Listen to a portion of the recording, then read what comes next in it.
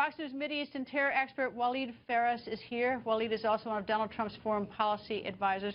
Walid, right here last night, and we just heard Ambassador Bolton talk about it, and also Kevin talk about it, is that we talked about how the caliphate in Iraq and Syria is getting squished, it's getting smaller, they're losing territory, but at the same time the warning was, at least last night, that they were going to strike someplace, the soft targets. Now we see this. I don't know that this is ISIS, but it's certainly, you know, you can't help but be very suspicious. Well, this is jihadists. We will know. We did that exercise maybe 3 times this year, unfortunately. It's a dramatic conversation. We will discover that this is a cell. It's a different cell from the one in Paris, from the one in Brussels. Gilles de Kerchove, that was mentioned now, the counter-terror, the EU, I met him 10 years ago, exactly. Gave him a book. And I mentioned to him that the continent is under threat. And at the time, he wasn't sure. He thought these are marginals. Now, he made that statement.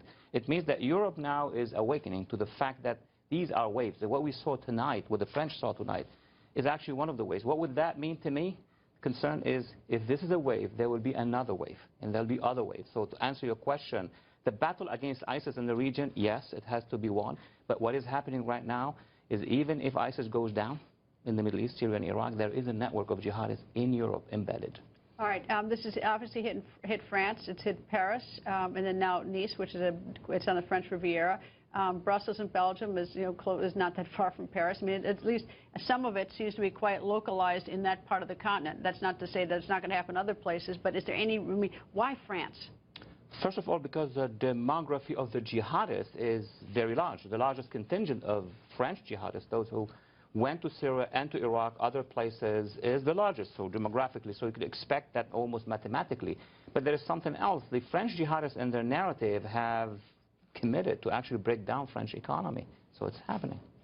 Catherine Herridge, who was just here moments ago, is now reporting to us that that truck was going full speed, going right into that crowd. Just look at the size of that truck. It is huge. I don't know. I mean, it's going full speed into a crowd of those people. The death is now 73, and of course, it did have hand grenades. This is not an accident. I mean, of course, it's not. This is terrorism. This is carnage provoked by a terrorist cell, individuals.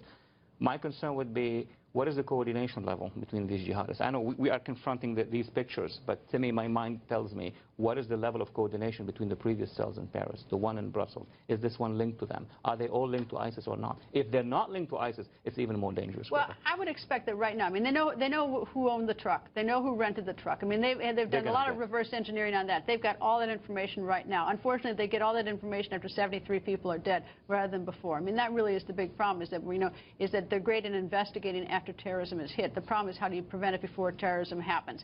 And and that falls largely on our politicians, our leaders, and some responsibility on the citizens to speak up. Absolutely. As you said, they're going to get to the bottom of this. They're going to get to the details, the names, the networks. They're not going to make a lot of arrests. That we know. But the next wave, when is it going to happen? So they need a change of policy. It's not just getting to know what happened. It's how to change it. But okay, you're advising Donald Trump on this stuff. What do you actually do? I mean, we're all just outraged. We're horrified. We talk about how, this has got to stop. We say all these things. But what do you actually do when you've got this terrorist network that is spread out like a cancer around the globe, and soft targets are so incredibly easy? I mean, all you have to do is, as you see, drive a truck into a crowd.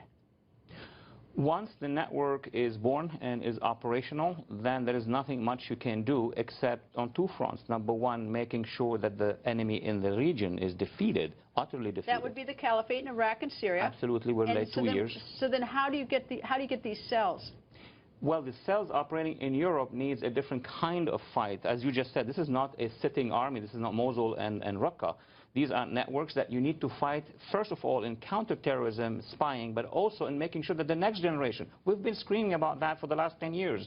How do you do that? Well, you're going to create, in the soft side of it, NGOs to move in to cut off the ideological input into the mind of these people. And the Obama administration, unfortunately, has not accepted the principle that we're fighting in ideology. That's what Mr. Trump is talking about. Now, to find a policy, he needs to be in government, not just as a candidate.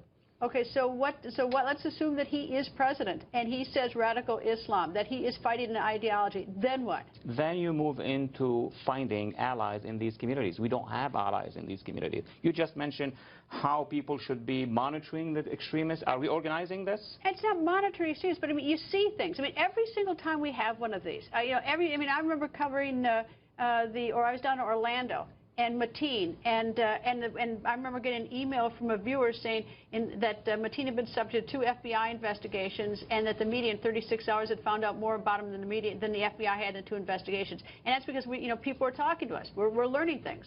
But our public, if you investigate how our public perceive this, they think it's about jobs.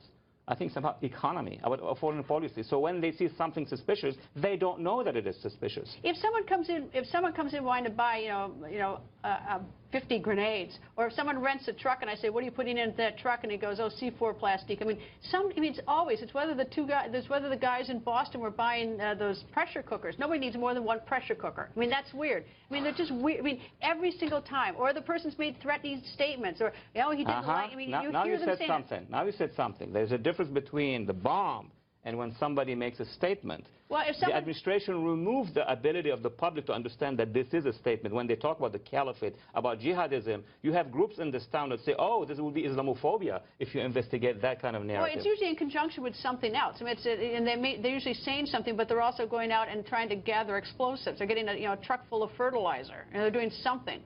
Once you get to that position, it becomes police activity. It becomes citizen who is a soldier in the community. But what you need is to inform that citizen. The president should go on national TV and inform the public, how do you recognize these jihadists? If he does that, he gets 90% of the people who become part of that resistance. What would you like to hear President Obama say tonight? Should he speak tonight? What should he say? He should speak. He should be in solidarity with the French people, of course, but he should, break that barrier and say, we're dealing with an ideology. We're going to go to the bottom of this ideology, and we want the people to be aware of it. I thought, back in for Charlie Hebdo, when all those world leaders marched together down there, I thought that, I thought that was symbolically very big, and I thought it was symbolically very bad that our president didn't go. It was. I think he's even admitted it now. Now he did. What to do now, at a few months from the end of the administration, he needs to do a major, major symbolic act. I don't know what that would be. Who's the biggest leader against terrorism now? Which nation? Well, actually, civil societies in the Middle East are fighting, and now simple citizens around the world, online, offline. That's where the resistance is happening. The leadership must step in. Must step in. All right, Donald Trump has said that he wants a temporary ban on Muslims. He may choose Governor Pence, who says that is unconstitutional, and I think he used the term offensive in a tweet. Where do you stand on this? Look, in 2015, Mr. Trump made that general statement in response to Paris, Brussels, etc., in California. But since then, he had speeches. And in these speeches, it was very clear that he was creating the framework of what he wants. He wants to shut down jihadism from coming to this country. He wants to make sure that we are aware of how to identify them. He has moved. So basically, after the convention, into the election, and after that, hopefully, he'll be elected, then he's going to gather the agencies and ask the talents of these agencies and ask them, I need a new policy. This policy is not working. All right. Well, here's part of the problem is that a lot of people are radicalized here. I mean, and Mateen in Orlando is probably the best example. But he was radicalized here. You can't build a wall to the internet. You can't. I mean, the people are still going to communicate. They're getting inspiration. They're getting financing. They're getting an awful lot from the internet. It is creating It's creating people here within the United States who want to do harm. What do you do about that? Greta, how do they radicalize? We always talk about radicalization. It's indoctrination. They go online, find those ideas flying. Just imagine, you want to intercept the ideas. You're going to destroy the idea in a discussion online. We don't have that infrastructure because we don't even call these concepts by their names. I have proposed this to Congress 7 years ago, that we need to work with NGOs online to do the battle online first. Why don't they?